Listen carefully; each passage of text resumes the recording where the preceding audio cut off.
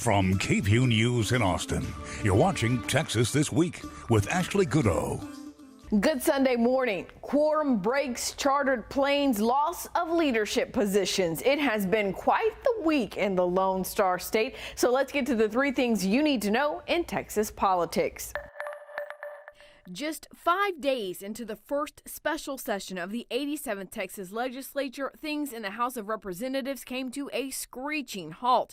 After a marathon public hearing on the House election reform bill last weekend, lawmakers voted along partisan lines to send the bill to the full House for a vote. The very next day, nearly all of the House's 67 Democrats boarded private planes bound for Washington, D.C. to ask U.S. senators to pass two voting rights bills that would thwart the Texas GOP's bill. The move left the Texas House without a quorum, 2/3 of the membership or 100 members, so the lower chamber can't hold hearings, vote on bills, or take any action. Tuesday, House Republicans did the only thing they can do, approve a call of the House, locking the chamber doors, only allowing members to leave if they have written permission from the Speaker to try to secure a quorum. They also voted to send the Sergeant of Arms and appointed officers to find the missing members and bring them back. But those Texas officials have no jurisdiction outside of the state. The rhetoric from both sides of the aisle is reaching new heights or lows, depending on how you look at it. Governor Greg Abbott says he will keep calling special sessions until election reform becomes law. Lieutenant Governor Dan Patrick wants to change the quorum rules. Meanwhile, Speaker of the House Dade Phelan is demanding the Democrats come back. He relieved Speaker Pro Tem El Paso Democrat Joe Moody from his position and Saturday used campaign funds to charter a private plane to D.C. to try to bring the Democrats back. So what exactly in the bill is it that Democrats oppose? I talked with Fort Worth Representative Nicole Collier, who is chair of the Texas Legislative Black Caucus and sat on the Election Reform Bill Conference Committee during the regular session. Breaking quorum is a decision you and your colleagues did not come to lightly, I would imagine. So talk to us about how you all came to this decision. You know what? You're absolutely right.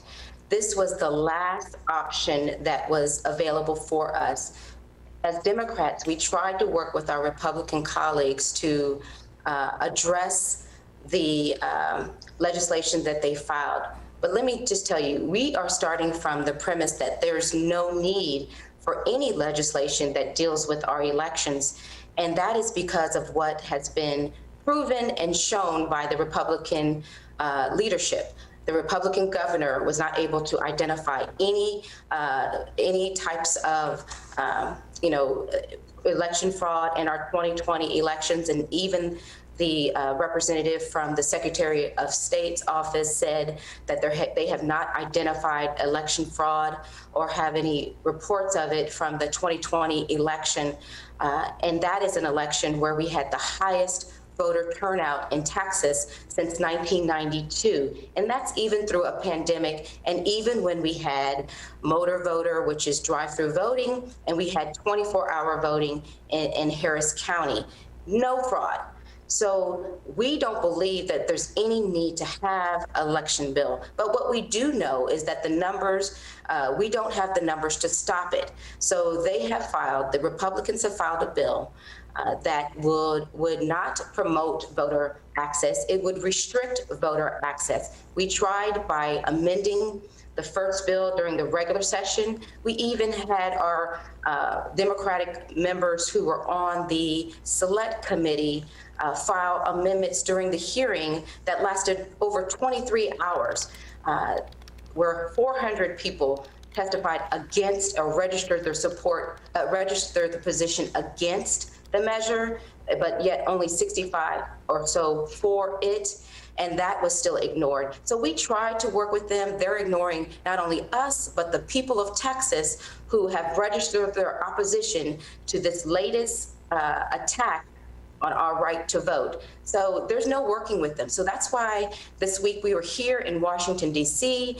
to implore our Senate legislators to pass the For the People Act so that they can provide model legislation that would help all Americans protect their right to vote. You know, you just said a lot there, and I want to break into some of the points that you said, especially when you talk about voter fraud. I had the opportunity to sit down and do an interview with Speaker of the House Dade Phelan, who said this is not about voter fraud. He said this is about something that you pointed out, what was done in Harris County, where you had a county that implemented drive-through voting. You had a county that implemented 24-hour voting, and that's something that we can't do across the entire state of Texas. He said it wasn't necessarily written in the code that you could do these things, so we need a code to say what you can and cannot do. Your thoughts on that logic as to being the reason behind this bill? Why fix what's not broken? Let me tell you, if those elections were successful and safe and secure, what are you trying to fix?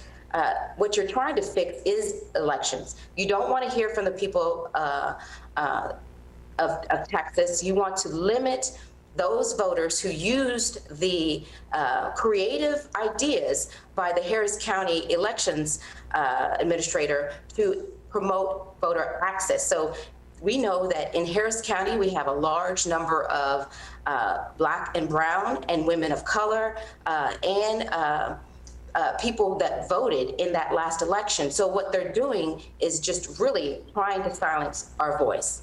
The other thing that you said about the legislation that is filed is that it would restrict voter access. Talk to us about the provisions in the bill. In the first one, during the regular session, that bill would allow judges to overturn elections if the person appealed it. And you shouldn't have the ability for one judge to overturn the votes of the people. But that measure was removed. However, what it does do in this latest version of the bill is that it empowers partisan poll watchers to give them free reign over the entire polling location where election activity is happening. That means they can follow you around. Let me tell you the problem. If a presiding judge knows that the poll watcher is violating the law, they must first give them a warning to stop that illegal behavior before they can ask the police to remove them. There's no criminal penalties that can be filed against the poll watcher for that. They don't have that in the bill. But yet, if a poll worker violates the law, they face immediate criminal sanctions. There's no warning for that presiding judge or that poll worker who may make a simple mistake. No, they can get immediate criminal sanctions by that poll watcher who was sent there to watch them. So there's no fairness in this when one has superior rights over the other. Other provisions of this bill would require an individual, a voter, to state their disability. You must state whether you cannot read or write. That must be something for you to attest to as to why you need assistance with your voting. Moreover, if you had 3 or more people, they talk about they're not going after souls to the polls, but if you are taking 3 or more people, which is one of the good benefits of souls to the polls, you would have to file an affidavit. You have to complete an affidavit indicating that you gave people a ride. Why are they doing this? This is a deterrence mechanism. Just like with all of the other provisions of the bill. So if you vote by mail, they want you to complete on the outside envelope you have to fill in your last 4 digits of your social security number, your driver's license, or you must say you don't have one. Now, people who are voting already turn in an ID. If you have registered to vote, you've already presented your ID. And when you're voting by mail, they're trying now to say that you have to present this additional personal identification to those where the ballot is turned in. So we have grave concerns about this measure. And remember, suppression doesn't have to be overt like it is with the poll tax. It can be subtle with these provisions that would criminalize simple mistakes and reduce access to voting. Yeah. Representative Turner has said this week that the Democrats are prepared to stay in D.C. for the rest of the special session, all the way until August. Talk to us about that decision. The Democrats are committed to making sure that we fight and continue to push for federal intervention, whatever that takes. We want to make sure that the Senate, the United States Senate, knows that we need them to act. We need them to pass federal legislation. We want to bring up the John Lewis Voting Rights Act. We need that one to go through as well. So whatever we need to do to make sure that the Senate understands, hey, look, our backs have been up against the wall. We need you. You're our last resort. You are, we're calling on you to take action. So we're prepared to continue and maintain that push. Governor Abbott has made it clear that he will continue to call special sessions until some version of election reform is passed. So what's the end game here? And is there, a chance or even fear among the Democrats that this could end up like 2003, where you all do all this and still don't get the outcome you're hoping for? Well, we are continuing, right now, we're asking Congress to act. Again, they have until August 6th. They're in session. The United States Senate is in session till August 6th. Our special session in Texas ends August 7th. So there's an opportunity for the Senate to pass federal legislation, the For the People Act, to provide those protections. So right now we're looking to and for the United States Senate to pass this legislation and get it to the president's desk so he can sign it.